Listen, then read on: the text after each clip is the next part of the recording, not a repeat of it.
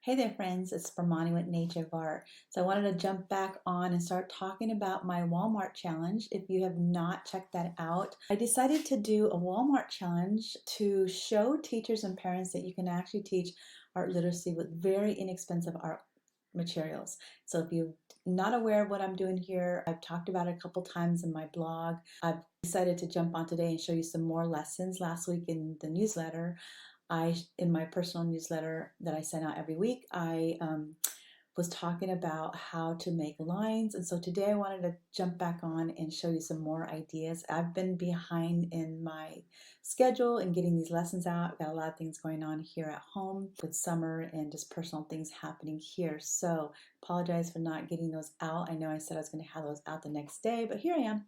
All right, so I'm going to flip my document camera. I'm going to jump back in, but I want to talk about last week when I shared a lesson. I shared how to do line drawings in this composition book. Well, now I'm going to talk about using crayons today and using the ruler that I listed and then using a paper plate as a template. Now I plan on showing you more things to do with a paper plate in the next few weeks, so stay tuned for that. And then I'm going to talk a little bit about these pipe cleaners and different things you can do with that. All right, let me switch to my camera so I can kind of show you some of the things that I've been doing in my book to jump back into line drawings. All right, here we go. All right, I have a couple tabs saved. So one of the other projects you can do, and I think this is overlooked, a lot of teachers and parents don't realize that we need to actually give lessons on how to use a ruler. I definitely believe that this is something that is, in the visual arts. As a professional artist and graphic designer, I had to learn how to use a ruler properly. So following up doing the line lessons, you could actually go back and teach your students how to use a line to measure different lines, long lines, short lines, vertical lines, horizontal lines, dash lines. So give a lesson on how to hold a ruler, because it is a lesson that you have to make sure that kids learn how to hold a ruler and just kind of at the same time make line marks. So this is another lesson that can be followed up with doing lines. I started off with lines because that is the element I recommend that teachers and parents teach students first, then go into curved lines. All these lessons can be found in my drawing curriculum. If you haven't seen that yet, I have a full drawing curriculum. And most of my art guides, I have an elementary guide and an early childhood guide, talk about the elements and how to teach them and what order and how I teach them. So if you wanted to check that out, you could see that in my books too. I've got lots of resources and plenty of them for you to purchase and use. All right, the next lesson I want to talk about doing after you do lines, then you can teach kids to go into solid shapes. And what that means is maybe doing shapes that use lines, like geometric shapes, like a square, triangle, rectangles. You could even move into curved shapes. Another thing you can do, I would actually have them create line shapes, because you're showing them how lines can turn into another element, which is shape. And then I would have them fill those in and follow up maybe doing some fun shapes with lines, like for instance this one here. I thought it would be a lot of fun to challenge a student to create some kind of closed-in shapes with lines, and they can use the grids. This kind of reminds me of Minecraft. If you haven't seen Minecraft, you could maybe challenge your students to do Minecraft or any characters they want. But the guide is to use lines, maybe use a ruler, use the vocabulary line, shapes, and then talk about how shapes can be geometric. And then the next thing you could do is maybe do some kind of fun work where they have to fill the page up with any kind of color, any kind of shape. You could even teach color contrast on the color wheel. This is a lot of fun. I just started making grids of shapes, but trying to stay with lines and not curves. So your students can fill this up in any way they want. Use all the colors. Maybe you can review complementary and cool colors. And another project I want to show you using paper plates is to make some color wheels. And I want to show you how I did that. Like I said, I'm going to show you how to do some art with paper plates, but right now I want to use it as a template, which is kind of fun. So what I did was I traced the plate, and I was able to use the guides and the grid to make sure it's even. That way I could center it. So I found the lines and lined it up on each side, the top to bottom. And then after I was done, to find the center, the circumference, I measured out that my paper plate was 6 inches, and then I could find the center by marking 3 inches for both vertically and horizontally, just to gauge. Then I turned this into a 3 parts pie, because I want to go into a color wheel.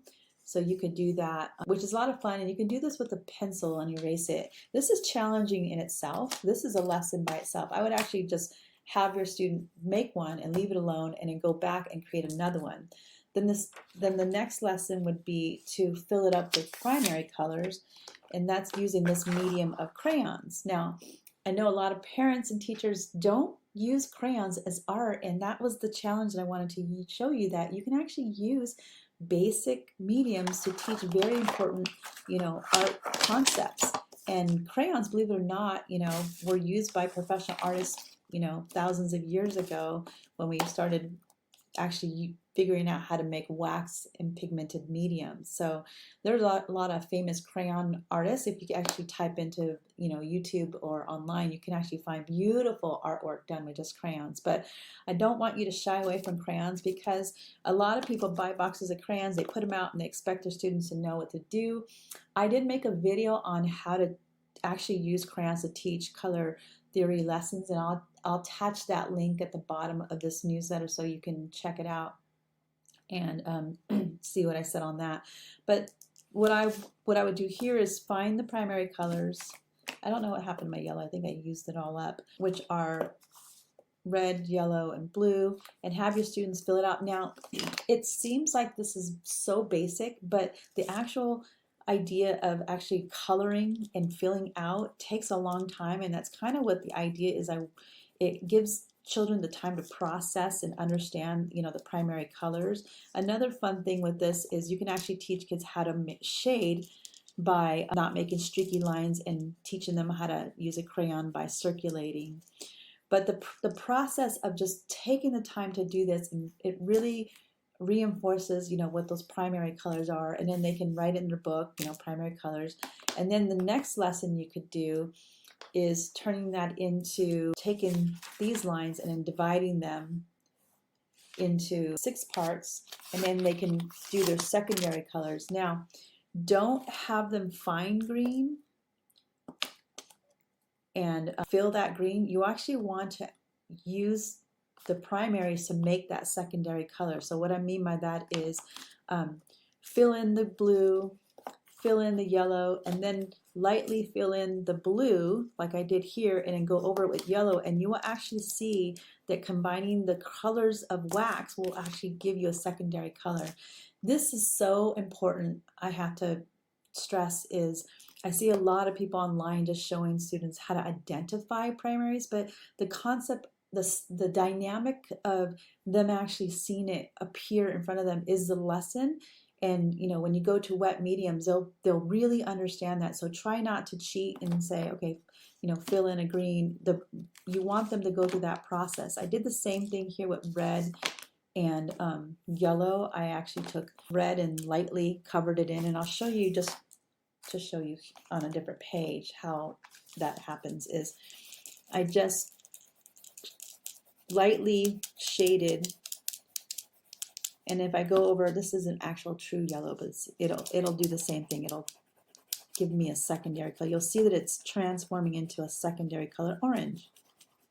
And so that's the idea that we're trying to teach when we're teaching primaries and secondaries. When they go to painting, they'll understand that concept, like, oh, okay, I can actually create, primaries and secondaries with different mediums like crayons. There's the last thing I want to show you. Let me find my little page. I just saw it. I had one more idea of values, which I'll link to the video to show you values. So it's actually backwards on my camera. Well, to teach children how to make value scales, using the ruler to make these rectangle value scales and dividing them up, and taking a pigment and teaching them how to create values from dark to light. This is so important to teach in visual arts because almost everything and anything, eventually when they paint and draw and create, they're going to want to create variations of the colors. And I simply did this with crayons. I did it with black and I did it with green. And this is a great lesson you can mark on there. So those are multiple lessons that I wanted to share. And I have one more that has to do with the elements that I want to show you with pipe cleaners, which I got this tip from, my hair is like another thing.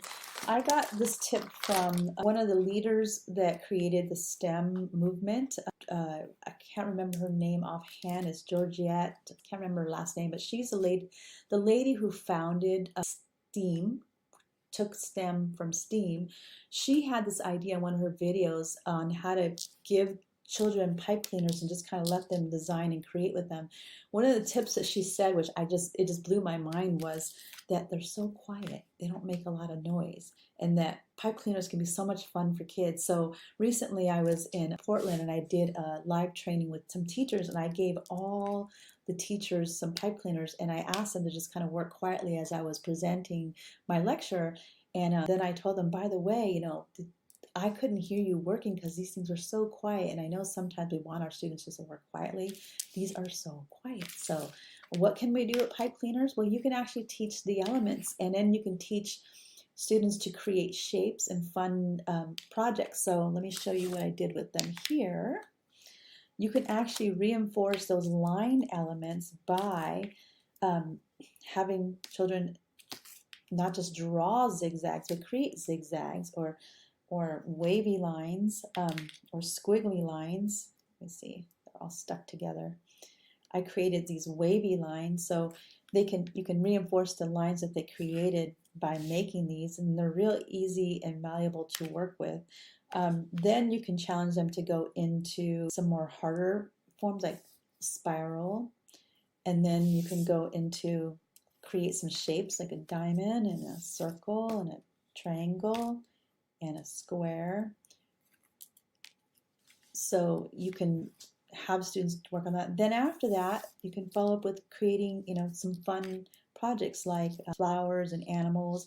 I did this in Vietnam with some teachers, and they surprised me in how many fun creative things they created with just pipe cleaners. So I hope that helps you. And I'm gonna switch my camera back to, see if it'll let me switch while I'm working. Okay, so I hope that helps you out. If you are getting ready and geared up for school and you need all these art lessons ready to go, don't forget I have 5 curriculums. I actually have 4 curriculums that are ready to buy, and I have a fifth one coming out this fall, my craft one, but I do have my drawing curriculums, my color theory curriculums. They're all ready to go, sequential lessons, step by step, for all ages, meaning they cover all early childhood to elementary grades. I actually use this curriculum to teach every single person that I teach drawing, from a senior to an adult to teens to elementary to preschool children, because these are the basic principles that I believe that all children should go through. So I hope that helps. I'd love to hear your feedback, and I've got more ideas with my Walmart challenge that I'll be sharing hopefully in the next few days, but if not, you'll see me next week. All right, thank you, bye, and love to hear your feedback or photos.